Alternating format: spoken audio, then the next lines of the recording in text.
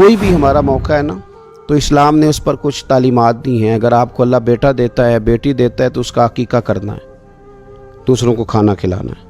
اگر اللہ نے شادی کا موقع دیا تو سنت ہے ولیمہ کرنا ہے، لوگوں کو کھانا کھلانا ہے۔ اگر بڑی عید کا موقع آیا ہے تو قربانی رکھ دی گئی ہے، آپ گوشت کریں گے، اس کا ایک حصہ رشتہ داروں کو دیں گے، ایک حصہ غریب نادار لوگوں کو دیں گے۔ اور عید کا موقع آیا تو صدقہ فطر رکھ دیا گیا چھوٹی عید پہ، اور صاحب نصاب پر زکوٰۃ بھی فرض کر دی گئی، جو بالعموم رمضان میں ہی دی جاتی ہے۔ رمضان میں زیادہ تر مسلمان دینے کی کوشش کرتے ہیں۔ تو اس سے کیا ہوتا ہے کہ انسان اپنی خوشیاں دوسروں کے ساتھ بھی جوڑتا ہے، وہ اکیلے خوشی نہیں منا رہا، وہ دوسروں کے ساتھ اپنی خوشیوں کو جوڑ رہا ہے، غریب کو کھانا کھلا رہا ہے۔ اور نبی پاک صلی اللہ علیہ وسلم نے فرمایا وہ دعوت بڑی ملعون ہے، وہ بڑی لعنت والی دعوت ہے کہ کسی نے دعوت پکائی اور صرف امیروں کو دعوت دی جائے، غریبوں کو نہ دی جائے۔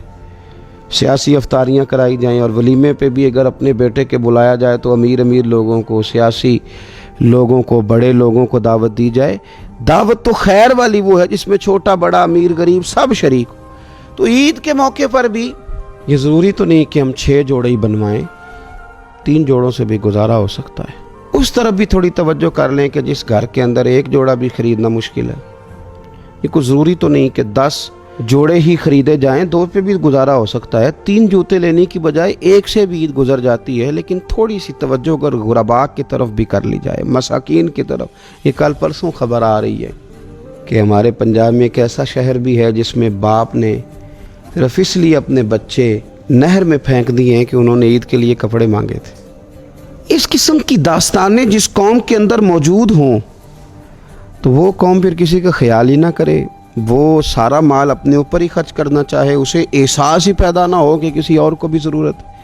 تو عید ہمیں موقع دیتی ہے۔ بزرگوں نے لکھا ہے کہ یہ جو عید پہ کہا گیا نا کہ ایک رستے جاؤ اور دوسرے رستے سے واپس آؤ، تو اس میں بھی شاید ایک حکمت ہمیں یہ بھی نظر آتی ہے کہ کئی دفعہ ایک گلی سے گزرے تو گزرتے وقت خیال آتا ہے کہ یار یہ گھر ایسا ہے، دیکھ کے پتہ چلتا ہے کہ جو غریب ہے مجھے تھوڑا ان کا خیال رکھنا چاہیے۔ پھر دوسری سائیڈ سے واپس آؤ، شاید تمہیں گھر بیٹھے یاد نہ آئے اور مکان دیکھ کے تمہیں سمجھ آ جائے کہ یہاں تو شاید روٹی بھی وقت پہ نہ پکتی ہو، اتنے غریب ہیں۔ تو اسلام نے ہر چیز میں حکمت رکھی، اور صرف عید کے موقع پہ نہیں، مستقل آپ غرباء کے، مساکین کے سرپرست بننے کی، معاون بننے کی کوشش کریں، رسمی طور پر نہیں۔ پچھلے سال نا عید گزری تو مجھے ایک دوست نے ایک پنجابی کا شعر بھیجا، اس نے کہا حضرت جی اس کو ذرا ضرور پڑھیں۔ تو شعر بڑا انوکھا تھا۔ وہ شعر کیا تھا؟ او راشن ونڈن والے او لوکو، او راشن ونڈن والے او لوکو، او عیدوں بعد بھی بھوک لگ دیجئے۔ عید کے بعد بھول ہی گئے تم؟ مستقل بنیادوں پر کوشش کریں کہ آپ معاون بنیں، غرباء کے، مساکین کے، یتیموں کے، ان لوگوں کی مدد کریں۔ حضرت بشیر بن عقبہ رضی اللہ تعالیٰ عنہ فرماتے ہیں کہ میرے والد جنگ احد میں شہید ہو گئے تھے اور میں ایک کونے میں کھڑا رو رہا تھا، تو نبی پاک صلی اللہ تعالیٰ علیہ وسلم نے مجھے دلاسا بھی دیا، دست شفقت بھی رکھا۔ تو میں نے کہا حضور میرے والد چلے گئے تو کیا بنے گا؟ تو کیا انداز حضور نے اختیار کیا اور کیا انہیں عظیم نسبتوں سے نواز دیا۔